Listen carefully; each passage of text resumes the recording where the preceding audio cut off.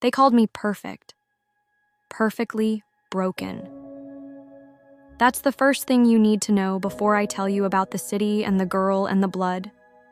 The city had no name anymore, just a carcass of blackened stone and shattered glass, where the sky hung low and yellow with poison. The wind carried the stink of burnt sugar and rotting flesh. My boots crunched over bones and broken glass, the sound sharp and final.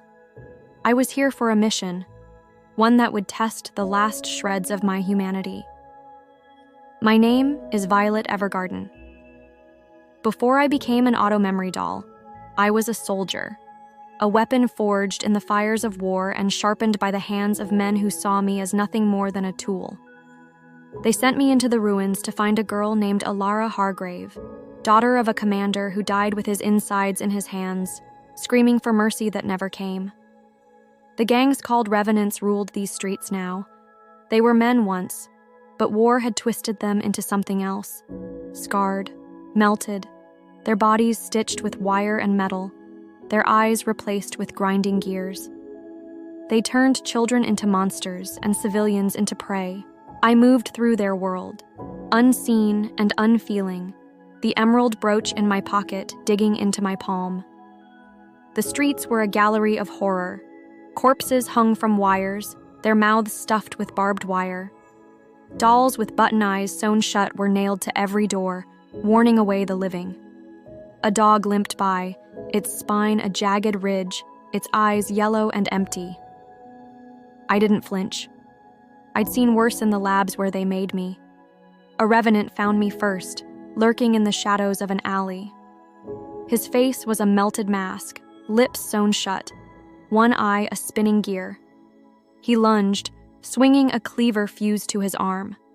My metal fingers snapped around his throat, crushing the cartilage with a wet crunch.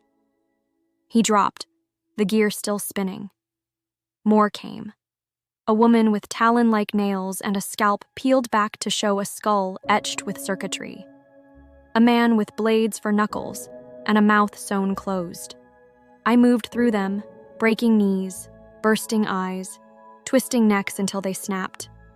Blood sprayed the walls, but I felt nothing. I was what they made me. I found Elara in a ruined chapel beneath the shattered teeth of a stained glass window. The air was thick with incense and rot. A revenant with a crown of nails hammered into his scalp held her by the hair, a serrated knife pressed to her throat. Her eyes were wide and empty, lips trembling. "Little dove," he crooned. "You brought us a queen." "Release her," I said, my voice flat. He laughed, a sound like bones in a grinder. "Or what? You'll make me perfect too?" My arm shifted, blade sliding out with a soft click. But Elara moved first.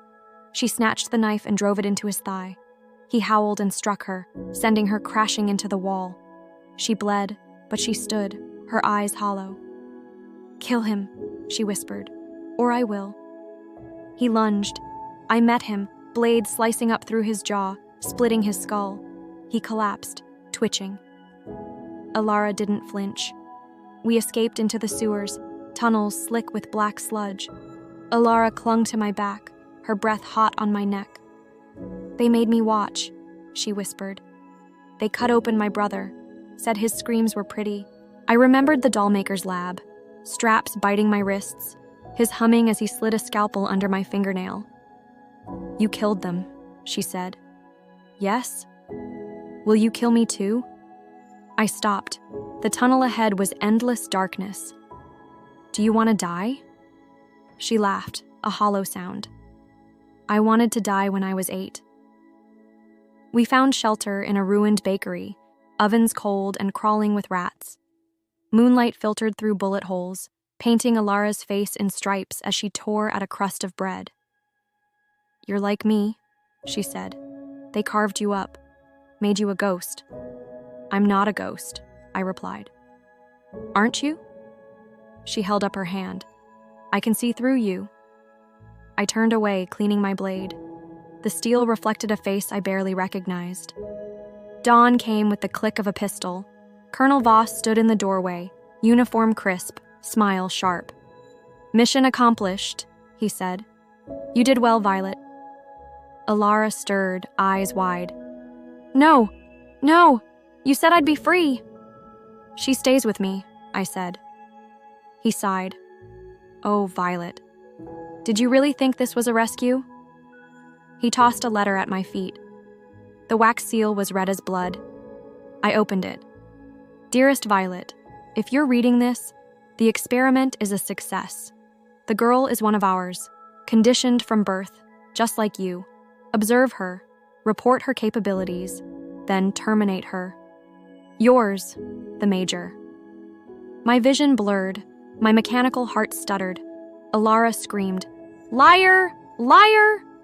She lunged at Voss. He shot her in the knee. She fell, sobbing. I moved. I tore out throats, crushed skulls. When it was over, I knelt beside Elara, blood pooling in my hands. I'm sorry, I whispered. She looked up, her teeth red. Now you're perfect. The brooch was heavy in my pocket as I walked out into the ruins. Behind me, the city burned. The labyrinth was aflame. Somewhere, a child's laughter echoed. We don't make weapons, Violet. We reveal them. The letter crumbled to ash in my hand. My shadow stretched long and twisted behind me as I walked into the wasteland. Perfect, perfectly broken.